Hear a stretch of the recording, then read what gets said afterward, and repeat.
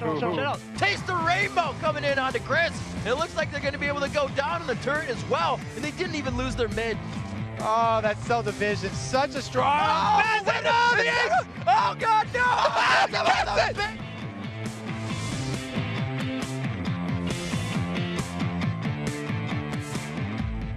Welcome back, everybody, to week 2 of the North American LCS, and we have a bit of a special interview right now because we have the Odd One in Maple Street, or as y'all would like to call it, the Wyllie clan, invading the LCS. How's it going? It's going pretty good. Sorry about the loss, Maple Street, unfortunately. Brothers have to fight each other sometimes. But I do want to talk about your relationship a little bit. How did you both get into League of Legends in the first place? So I used to play a lot of StarCraft and Warcraft 3. Then I started playing a lot of Dota. I think he started playing a lot of Dota too, as well, yeah. And then I got into League because a friend told me about this beta for his cool game called League of Legends. I was like, okay, I'll try it. Got pretty good, and yeah, here I am. But I didn't even know he played League of Legends until like I saw him on the ladder, and then he said he was my brother. So I'm like, either this guy's a weirdo or my brother actually does play this game, and I don't even know. So by the time you started playing, were you already living in the TSM gaming house, and how did you just not think to tell him until you're high ranked? Well, I started playing a year ago, and then because that was the first time I had a computer that would run League at more than like 15 FPS, so that was good. And like 6 months ago, I got to a diamond or so, and then I was like, oh, hey Brian, it's Ainsley. So then he like checked his iPhone on.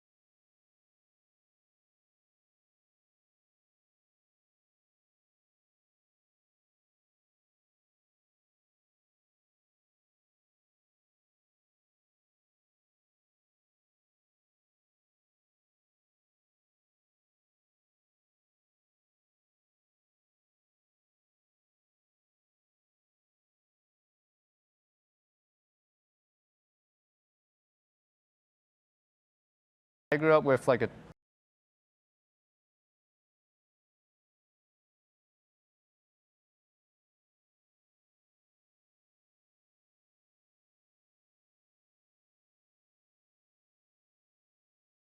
the games together, whereas your siblings would just like off be doing other things entirely?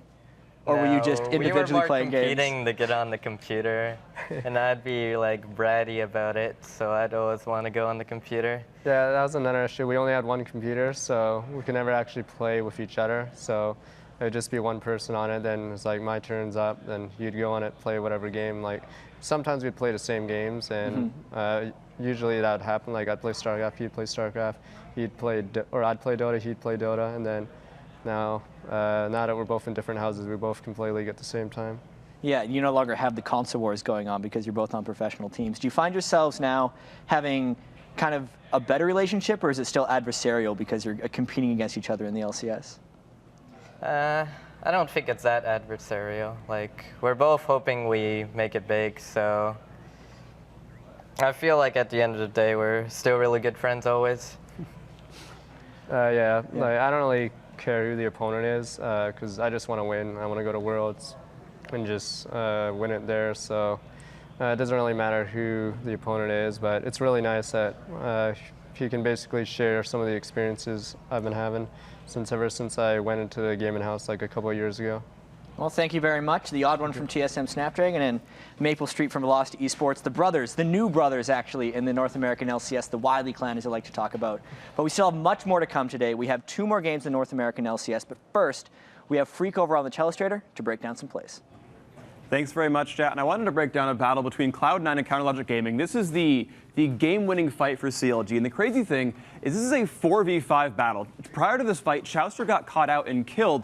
But the funny thing is, pretty much no one has ultimates here. The only ultimate up for CLG is Link. He's got the Shockwave coming in about 2 seconds, whereas Cloud9, they've lost Balls' ultimate, the Slicing Maelstrom, and they've lost Ezreal's as well, the True Shot Barrage. And we're going to watch what happens in this fight. Let's start it at half speed, and the mid laners will actually fight the AD carries. Link comes down, and High goes up. And let's pause right here, because look at this. Link is going to catch Sneaky. Sneaky is completely caught by the ball because there's no Lee Sin peeling, because Ken is not running on a Slicing Maelstrom. Link gets a free shot at Assassin in the backline. We have an Assassin Orianna for one of the very, very rare cases where this actually happens. Whereas High is, of course, an Assassin. He's on Zed, so he wants to go up here and try to kill off either Double Lift or kill off that top lane Jace Nian. Now the problem is, those guys are ready for it. They both have Guardian Angel, they've both got a lot of defensive stats, they're actually ready to fight Zed, whereas Sneaky is like, oh, I have a bunch of armor, I'm not supposed to get caught by Orianna. He's not even prepared for this kind of battle. Let's play the clip out and watch what happens. Link just evaporates the AD carry,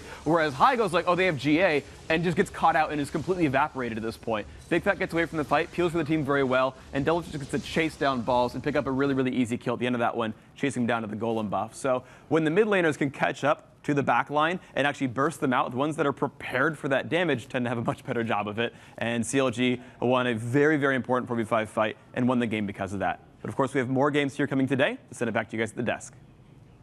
Thank you very much, Freak, for the tons of replay. All right, guys, earlier today we asked you to hop on Twitter and tell us which NALCS team's Week 1 fortune will change and why.